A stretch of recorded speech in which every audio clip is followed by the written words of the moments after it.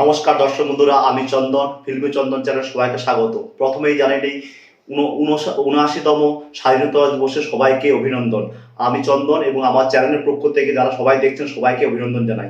Review নিয়ে আলোচনা করবো। সেই মুভিটার নাম হচ্ছে কুলি। কুলি মুভিটা গতকাল 14ই আগস্ট রিলিজ হয়েছিল এবং সেই মুভিটা রাত্রে দেখলাম এবং দেখার পরে আমি আপনাদের সামনে মুভিটার ভালো দিক এবং খারাপ দিক মুভিটাকে নিয়ে আপনাদের সামনে আলোচনা করতে চলে এলাম। না, মুভিটার মধ্যে যে মাস মুভি, একটা যে অরিজিনাল মাস মুভি কি হওয়া দরকার, কি ধরনের হওয়া দরকার, সেটা মানে সাউথ ইন্ডাস্ট্রির যারা ডিরেক্টর, বিশেষ করে লোকেশ নাগরাজ মানে রন্ধে রন্ধে জানে মানে কি হওয়া দরকার, একটা মাস মুভি কি হওয়া দরকার, সেটা সাউথ মুভি যে কোনো ডিরেক্টরের কাছ থেকে সেটা শিখতে হবে। সো আমাদের যে অন্য যে ইন্ডাস্ট্রি যেমন বলিউড আছে বা টলিউড আছে, যে অন্য সব আদার যে ইন্ডাস্ট্রি তাদের কাছে শিখতে হবে। সত্যিকারের যে অসাধারণ একটা মাস সিনেমা কাহিনী, সেই যে মাস মুভির মধ্যে কাহিনীটা কিন্তু সেই সোজা সাপটা কাহিনী। সেই জেলারে যেমন তার এর জন্য হয়েছিল, তার ছেলের জন্য হয়েছিল, এবার এইখানে তার মেয়ের জন্য হবে, কাহিনী সেই একই, কিন্তু এই একই কাহিনীকে কিভাবে কত সুন্দরভাবে রিপ্রেজেন্ট, কত সুন্দর ব্যাকগ্রাউন্ড ভাবে, কত সুন্দরভাবে ডায়লগ ডেলিভারি দিয়ে, কত সুন্দর অ্যাকশন দিয়ে সেটা করা যায়, সেটা হচ্ছে সাউথ সিনেমার যে কোনো ডিরেক্টর, বিশেষ করে এখানে তো লোকেশ কাজ অসাধারণ কাজ করে, সত্যি বলছি অসাধারণ। আচ্ছা, এই মুভির মধ্যে যতগুলো ক্যারেক্টার আছে সবাই দমদার, কিন্তু একটা ক্যারেক্টার যেটা নিয়ে মানে সবাই, রজনীকান্ত তো অবশ্যই ভালো, যেমন রজনীকান্ত এই বয়সে যেটা করেছে সেটা অসাধারণ, আগের অনেক সেগুলোর থেকে এটা অনেক ভালো। কিন্তু যদিও আমার কিন্তু জেলারের কাজটা অনেক ভালো লেগেছে কুলির থেকে, কিন্তু এতেও অসাধারণ। কিন্তু আমার যেটা মুভিতে ভালো লেগেছে, শোভেন সাবির মুভির মানে অর্ধেক পর্যন্ত টানেছে, এবং তার যে গার্লফ্রেন্ড থাকবে রুচিতা রাম, যা মুভিতে যা ঐশ্বর্যা সাজেস, তার মানে অসাধারণ। এই দুজন সৌমেন সাবির আর এই রুচিতা রাম যে অভিনয় করেছে, মানে যে সৌমেন সাবির গার্লফ্রেন্ড থাকবে, ঠিক আছে, যে অভিনয় করেছে মানে অসাধারণ। মানে আপনারা মুভিটা আমি স্পয়লার দিতে যাচ্ছি না, কিন্তু মুভিটা আপনারা দেখুন, অসাধারণ লাগবে। সত্যি বলছি, একটা অসাধারণ সিনেমা। আপনারা অবশ্যই অবশ্যই কোনো সিনেমা, আমি যেহেতু এখনো ওয়ার্ড টু দেখিনি, কিন্তু যেটু যতটুকু দেখে যাওয়া যে রিভিউ দেখে জানতে পারছি যে কুলি অনেক অনেক অনেক আগে যাচ্ছে, ঠিক আছে, ওয়ার্ড টু থেকে। ওয়ার্ড টুটা আমি কালকে রিভিউ করবো, কিন্তু আজকে কুলিটা দেখার পর আমার তো খুব সুন্দর লেগেছে। ঠিক আছে, এবার মুভির একটু কিছু নেগেটিভ দিক আছে। মুভির নেগেটিভ দিক আছে বলতে কি, যেমন দেখুন, একটা রজনীকান্ত একটা বয়স্ক মানুষ, ঠিক আছে, বয়স্ক মানুষ, তার অভিনয় তো দক্ষতাতে কোনো কথা হবে না, একবারে তামিলের ভগবান, এবং আমাদের কাছেও সে অনেক বড় মাপের অভিনেতা। কিন্তু মানে যেহেতু বয়স হয়ে গেছে, আর অত একটা বিরাট বিরাট মাস্কুলার একবারে ভিলেনকে যে মারছে যখন, তখন দেখবেন ক্যামেরাটাকে রেড করে দিয়ে, মানে যখনই অ্যাকশন কোন সিন হচ্ছে, যখনই ক্লোজ কোনো হচ্ছে, ক্যামেরা নিয়ে হচ্ছে, তখন দেখবে লাল করে দিয়ে, কারণ যে রজনীকান্তের যে বডি শেপ, সেটা মানে ওসব দেখলে খুব খারাপ লাগবে। আচ্ছা, এই মুভিতে যে আর দ্বিতীয় যে আমার ইটা লেগেছে, আমির খানের কিন্তু ট্যাটু ফ্যাটু বইয়ের একবারে মুভির শেষে আমির খানকে দেখতে পাবেন, ঠিক আছে, মুভি। এবার সেটাও তো সেকেন্ড পার্ট বেরোবে এবং মেক্সিকোতে গিয়ে হবে হয়তো, কারণ আমির খান হচ্ছে রজনীকান্তকে মারতে এসে তাকে মারেনি, এবং সে তার কাছে যেহেতু আমি তোমাকে মারিনি, আমার যে বন্ধু মারা গেছে তার জন্য প্রতিশোধ দিবে, এবং হয়তো মেক্সিকো হবে বা কোথাও একটা হবে, সেকেন্ড পার্ট 2 বেরোবে, এটা তো কনফার্ম একবারে। কিন্তু আমির খানকে কিন্তু গেট আপ সে একটু ভালো লেগেছে, কিন্তু একটু ভিলেন একটু লম্বা লম্বা যদি হয়, মানে লম্বা ফম্বা হলে একটু আমির খানকে ভালো লাগতো, ঠিক আছে।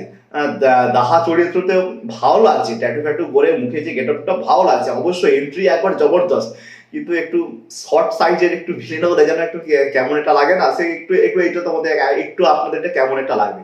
আচ্ছা, এই মুভিতে আমি যদি বলি ব্যাকগ্রাউন্ড মিউজিক বলি, যতজন আছে, সে আপনার রজনীকান্ত বলুন, আচ্ছা এখানে সাইমন চরিত্রে নাগার্জুনা বলুন, আচ্ছা এখানে কালাসোনা বলতে উপেন্দ্র বলুন, এবং আমির খান বলুন, যতজন আছে, আমার কিন্তু ব্যাকগ্রাউন্ড মিউজিক ইন্টারেস্ট যে মিউজিকটা এখানে সব থেকে ভালো লেগেছে সাইমনের, হ্যাঁ নাগার্জুনের যে ইটা আছে, সেটা আমার খুব ভালো লেগেছে। আর এই বইয়ের ব্যাকগ্রাউন্ড মিউজিক আমি তো বলবো অনিরুদ্ধের, আপনারা কি যত মিউজিক শুনেছেন, আমার সব থেকে যদি ভালো এখনো পর্যন্ত আমার যেটা সব থেকে বেস্ট লেগেছে, সেটা আপনারা মানুন আর নাই মানুন, ঠিক আছে, বিক্রম সিনেমার সেই রোলেক্স ভাই এক নম্বর, কোনো কথা হবে না। রোলেক্সের মানে এন্ট্রিতে ওই মিউজিকটা এখনো যেথাই বাজুক না কেন, মানে কেউ কানে আসলে সঙ্গে সঙ্গে বলে দিবে যে এটা রোলেক্সের একটা মিউজিক।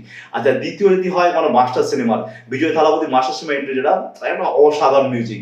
আর যদি তৃতীয় হয় জেলারের, ঠিক আছে। এবার এইখানে কিন্তু রজনীকান্তেরটা ভালো, কিন্তু রজনীকান্তেরটা থেকেও আমার মনে হচ্ছে যেটা সাইমন, যেটা নাগার্জুন বেরোবে তার ব্যাকগ্রাউন্ড মিউজিক ওর হেভি দিয়েছে এবং আমির খানটাও বেড়ে দিচ্ছে। আচ্ছা, ওভারঅল এই মুভির মধ্যে যদি বলতে চাই, এখানে মুভিতে মানে সবাই সবাই মারতে যায়, সবাই বড় লোকদের, সবাই সবাইকে মারতে চাইছে, এরকম একটা মুভির ব্যাপার, ঠিক আছে। এইখানে যে সৌমেন সাবির সেও বড় লোক, তার গার্লফ্রেন্ড সেও বড় লোক যাচ্ছে, নাগার্জুন সেও তার ইন্টারন্যাশনাল ব্যবসা চালাতে যাচ্ছে, মানে যে যা সে তার একটা মানে ব্যাপার নেই। কিন্তু এই মুভিতে সব থেকে রজনীকান্তের পরে যদি ভালো যদি কাজ কারো লেগে থাকে সেটা হচ্ছে বিশেষ করে সৌমেন সাবিরের যে গার্লফ্রেন্ড থাকবে রচিতা রাম, যে ঐশ্বর্যা থাকবে, তার তো ক্যারেক্টারটা দমদার লেগেছে, সত্যি বলছি এখন দমদার ক্যারেক্টার, কোনো কথা হবে না। সৌমেন সাবিরও মানে বইয়ের অর্ধেক পর্যন্ত তাকে সেও হেভি টেনেছে, তার সঙ্গে সঙ্গে তো আরো আছে, ঠিক আছে। আর আমার মনে হচ্ছে নাগার্জুন তো একটা অ্যাজ এ হিরো, ঠিক আছে, অ্যাজ এ হিরো যখন ভিলেনের পার্ট করে নাগার্জুন ভালো অভিনয় করেছে, কোথাও যেন সে ভিলেন হওয়ার চেষ্টা করছে, তাই করে বলুন, ঠিক আছে। নাগার্জুনকে আমরা যেভাবে দেখেছি যে ডন নাম্বার ওয়ান, তারপরে মেরিজং, ঠিক আছে, মাস, ঠিক আছে, সেই সব লেভেলের আমার নাগার্জুনকে লাগে মানে ভালো অভিনয় করছে, কিন্তু যেন নিজেকে ভিলেন রূপে প্রুভ করার চেষ্টা করছে, এটা আমার মনে হয়েছে, ঠিক আছে। আচ্ছা, রজনীকান্ত স্টাইল আর পারফরমেন্স নিয়ে কোনো কথা হবে না, কিন্তু যেহেতু এতজন হিরো মানে এত মারছে, মারধর করছে, একটু বডি শেপটা একটু ভালো, বয়সের সঙ্গে এইটা একটু মাইনাস পয়েন্ট আছে, ঠিক আছে। নাহলে ওভারঅল বলতে গেলে খুব মানে খুব ভালো মুভি। এই মুভিতে অনেক কিছু দেখতে পাবেন। এই মুভিতে বিশেষ করে যেটা আরম্ভ, যেটা প্রথম দিকটা আপনারা যেটা বুঝবেন, সেটা মুভির যে ব্যাপারটা হচ্ছে এখানে ইলেকট্রিক যে চুল্লি, আমরা যে ইলেকট্রিক চুল্লি যেটা বলি, সেটা আছে যে কারেন্টে যে মৃত দাহ করা হয় না, এতে পুড়িয়ে যে দাহ করা হয়, সেই ব্যাপারটা এখানে আছে, ঠিক আছে। এখানে ইমোশন আছে, অ্যাকশন আছে, কমেডি আছে, এই মুভিতে সমস্ত রকম ভাবে। ওভারঅল বলতে গেলে মুভিটা খুবই সুন্দর। আপনারা অবশ্যই মুভিটা অবশ্যই দেখবেন। আপনাদের কাছে কোনো সিনেমা হলো দিলে সেইখানে গিয়ে অবশ্যই দেখুন। অসাধারণ মুভি, আমার তো মুভিটা খুবই ভালো লেগেছে। যদি আপনি থেকে রেটিং এর দিক দিয়ে যান, তাহলে মুভিটা ওভারঅল পারফরমেন্স সবাই, যে রজনীকান্ত বলেন 5/5, ওভারঅল সবাইকার পারফরমেন্স 5/4। আর মুভিটা যদি টোটালটা দেখেন, ওই মুভিতে 5/4 দেয়, আর অনিরুদ্ধর মিউজিক 5/4, ঠিক আছে। কারণ আমার মনে হয়েছে যে অন্যান্য জেলার মাস্টার বিক্রমে যে মিউজিকগুলো দিয়েছে, ঠিক আছে, হ্যাঁ, বিক্রম যে মিউজিকগুলো দিয়েছে, ঠিক আছে, তার তুলনায় এইখানে যে আছে বিজিএম একটু ফিকা লাগেছে, ঠিক আছে। নাহলে ওভারঅল মুভিটা অসাধারণ। আপনারা দেখুন এবং আপনাদের অবশ্যই ভালো লাগবে। অসাধারণ সিনেমা। নমস্কার।